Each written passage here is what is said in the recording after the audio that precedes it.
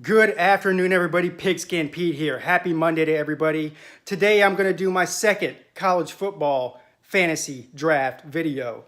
Last video I did the ACC. Today I'm going to do the SEC. Now, if you didn't watch that video, the way I'm doing this is conference by conference, obviously, and I'm picking one quarterback, two running backs, three wide receivers, a defensive end, a linebacker, and a cornerback or a safety. Now, you're talking about an entire conference full of great players, okay? And I'm picking just 9 of them. So I know I'm going to get blowback. You know, you should have picked this guy. You should have picked that guy. Listen, sit down and do this yourself, okay? This is just my list as if I was playing fantasy football, you know, on DraftKings or FanDuel or whatever. I'm just picking these players based on what I know about them and whether or not I think they could win me some money. So let's get right into it. Quarterback. You already knew who I'm taking at quarterback. Drew Lock. Well, why didn't you pick Tua? Why didn't you pick Jake Fromm? Why didn't you pick Jake Bentley? Well, Jake Bentley's been inconsistent. Tua's only played one half of one meaningful game. And last year, Drew Lock had 4,000 yards, 44 touchdowns, and only 13 interceptions. So this is a no-brainer. Drew Lock is the best quarterback in the SEC, one of the best quarterbacks in the country. How the hell he ended up at Missouri, I'll never know. But he did, and he's a great quarterback. So I'm taking Drew Lock. All right, so 2 running backs, right? First running back I'm taking, Benny Snell, Kentucky. Now, everybody knows that the SEC is loaded with running back talent. So this was a very hard to narrow it down to 2 people, okay?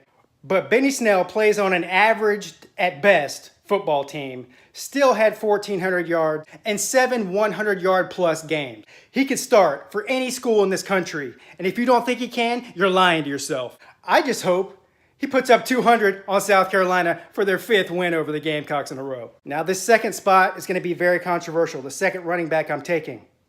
Alabama has a really great one returning. He might be the #1 rated running back, you know, by so-called experts in the country.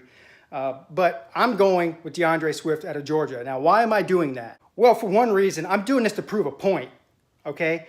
Is that all the UGA fans and even other fans from other teams crying and crying about how they lost Nick Chubb and Sony Michel, and you know they're not gonna have the same running game they did last year, blah blah blah blah blah. And I've been saying this whole time that's a bunch of nonsense. Georgia puts out elite running backs year after year after year, and just because he sat on the bench behind these 2 guys as a freshman does not mean that he was a terrible running back. Even as a freshman, he had 8.2 yards per carry. I mean, that's almost a first down every time he touches the ball. As long as DeAndre Swift can stay healthy this year, I think he's going to emerge as one of the favorite running backs in the country.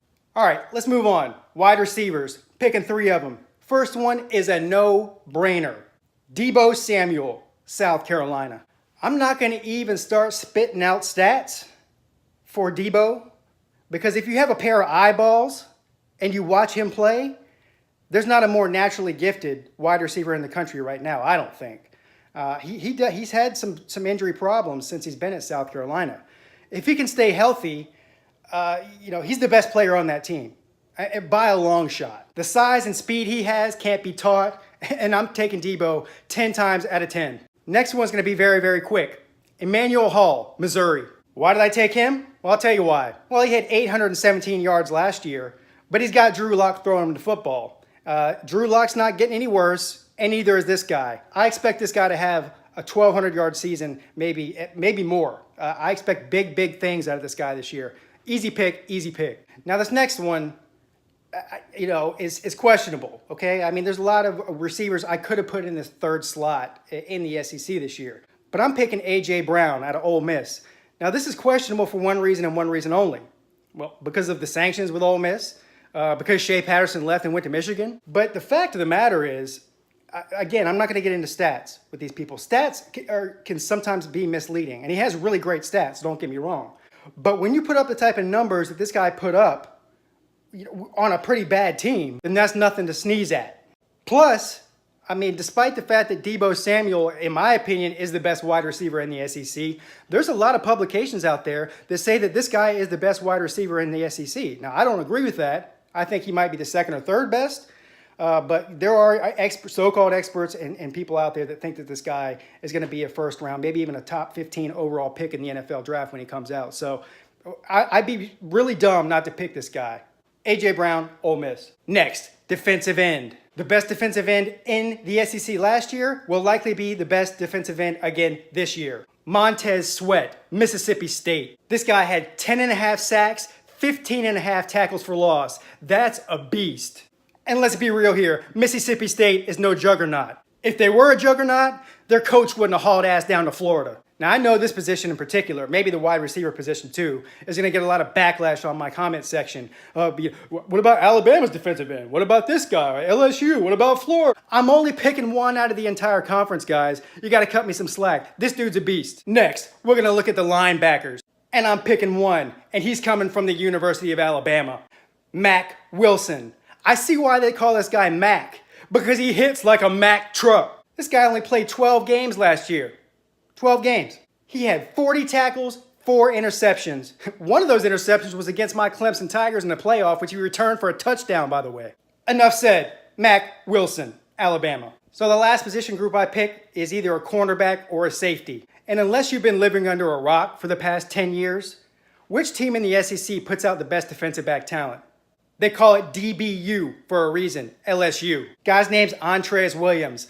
I want you guys to go and put on a tape of this guy. Just watch him. Just watch him play a highlight reel of his top 10 plays. And that's all you need to know about him. Stats don't mean crap with this guy. Put the film on. Quite possibly the best defensive back in the SEC this year, maybe in the country. So let the hate begin, all you SEC fans. Tell me where I'm wrong.